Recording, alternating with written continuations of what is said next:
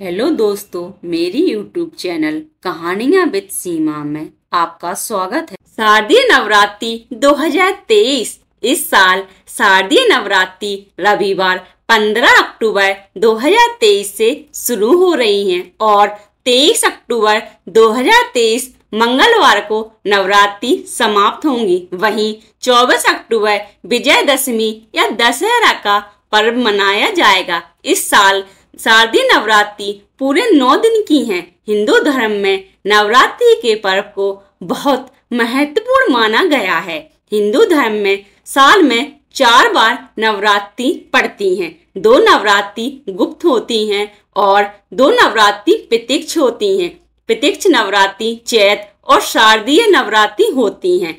अश्विन मास में आने वाली नवरात्रि को शारदीय नवरात्रि के नाम से जाना जाता है। इस 9 दिन के महापर्व के पहले दिन घट स्थापना की जाती है। इस दिन से 9 दिन अखंड ज्योति जलाई जाती है और माँ दुर्गा के 9 स्वरूपों की पूजा भी की जाती है। नवरात्रि के 9 दिनों में व्रत भी रखा जाता है। पूरे नियमों के साथ माँ दुर्गा की आराधना की जाती है।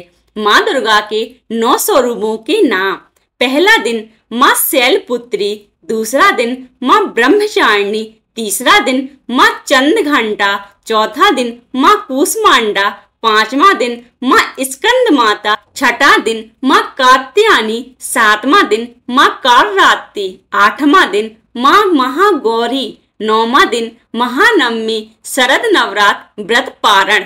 कलश स्थापना की सामग्री: माँ दुर्गा को लाल रंग खास पसंद है, इसलिए लाल रंग का ही आसन खरीदें। इसके अलावा कलश स्थापना के लिए मिट्टी का पात्र, जौ, मिट्टी, जल से भरा हुआ कलश, मौली, इलायची, लौंग, कपूर, रोली, साबुत सुपारी, साबुत चावल, सिक्के, अशोक या आम के 5 पत्ते, नारियल, चुनरी, सिंदूर, फल, फूल, फूलों की माला और सिंगार पिटारी भी चाहिए।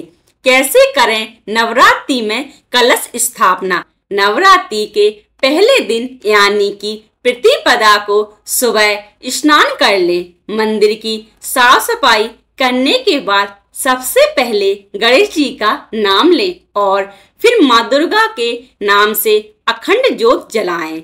कलश स्थापना के लिए मिट्टी के पात्र में मिट्टी डालकर उसमें जौ के बीज बोएं।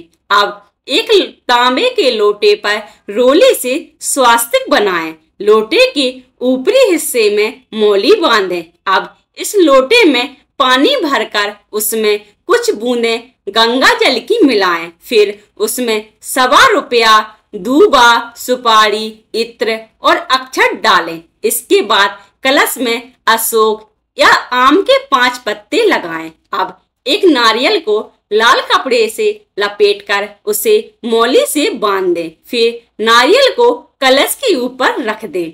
अब इस कलश को मिट्टी के उस पात्र के ठीक बीचों बीच रख दें जिसमें आपने जौ बोए हैं। कलश स्थापना के साथ ही नवरात्रि के 9 व्रतों को रखने का संकल्प लिया जाता है। आप चाहें तो कलश स्थापना के साथ ही माता के नाम की अखंड ज्योति भी जला सकते हैं। नवरात्रि के दौरान भूलकर भी ना करें ये गलतियां।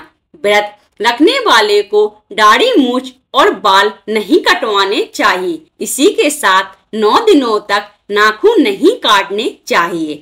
इन दिनों में सभी को ब्रह्मचर्य का पालन करना चाहिए। शारीरिक संबंध बनाने से व्रत का फल नहीं मिलता और नियम खंडित होता है। अगर माता के नाम की अखंड ज्योति जला रहे हो तो इन दिनों घर खाली छोड़कर कहीं नहीं जाना चाहिए। एक बार व्रत का संकल्प लेने के बाद उसे तोड़ना नहीं चाहिए। यदि आपको कोई रोग या बुखार हो जाए तो व्रत तोड़ा जा सकता है। व्रतधारी को 9 दिनों तक खाने में अनाज, प्याज, लहसुन, नॉनवेज, तम्बाकू, सफेद नमक का सेवन नहीं करना चाहिए। नवरात्रि फलाहार एक ही स्थान पर बैठकर ग्रहण करें। इन दिनों व्रत रखने वाले लोगों को 9 दिन तक नींबू नहीं काटना चाहिए। इन दिनों व्रत रखने वाले लोगों को चप्पल, जूते, बैग, बेल्ट आदि चमड़े की चीजों का इस्तेमाल नहीं करना चाहिए।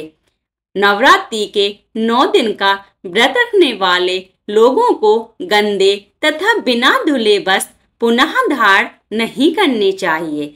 इन दिनों यदि दुर्गा सप्तशती का पाठ, चालीसा का पाठ या मंत्र पढ़ रहे हैं तो पढ़ते हुए बीच में से ना उठें और ना ही दूसरों से बातचीत करें। इससे इनका पूरा फल नहीं मिलता है और नकारात्मक शक्तियां इसका फल ले जाती हैं। आप ऐसे ही कहानियों को पसंद करते हैं तो कृपया आप मेरे YouTube चैनल कहानियां विद सीमा को सब्सक्राइब, लाइक एंड अपने दोस्तों के साथ शेयर करें। धन्यवाद।